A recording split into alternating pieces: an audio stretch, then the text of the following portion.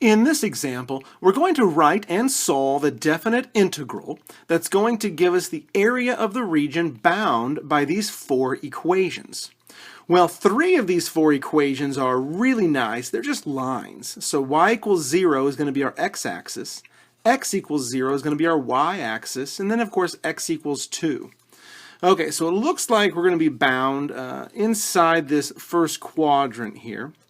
And our line y equals 0 is this x-axis, and this x equals 0 is our y-axis, and we also have this other line, x equals 2.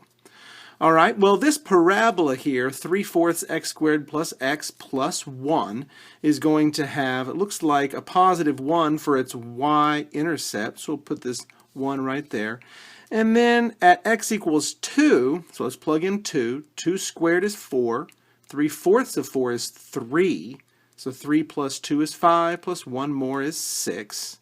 So we can say this is 6 up here. So we know we have this point and this point, and it's going to have this kind of curve to it. So it looks like this is going to be the region in which we're trying to find the area. Well, here's an actual picture of what this looks like. Go ahead and pause the video looking at this picture and see if you can write the definite integral.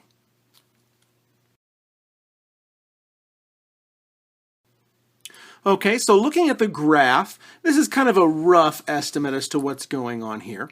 So what definite integral did we come up with? Well, our x values here are 0 and 2. So I know our integral is going to go from 0 to 2 since it's going to be with respect to x. And remember, when we are finding these areas using integrals, it's going to be the region bound by the function and the x-axis. So the x-axis is kind of given as one of our bounded lines anyway, which is really good. So really we just need to write this function in here. So it'll be 3/4 x squared plus x plus 1. And that's going to be with respect to x. So that's what that definite integral is going to look like. Okay, so let's go ahead and integrate and see if we can come up with this area. So when I integrate 3/4 x squared, I'm going to add 1 to this power and then divide by that new power. So it's going to be x cubed. When I divide by 3 then, that new power, the 3's will cancel and I'll be left with 1/4. And similarly, when I integrate x, I'll have x squared over 2. And then integrate 1, I'll just have x. And that's going to be from 0 to 2. Okay, so let's go ahead and plug this 2 in everywhere. So 2 cubed is 8. 1/4 of 8 is 2. Plus 2 squared is 4. Divided by 2 is 2. And then plus 2.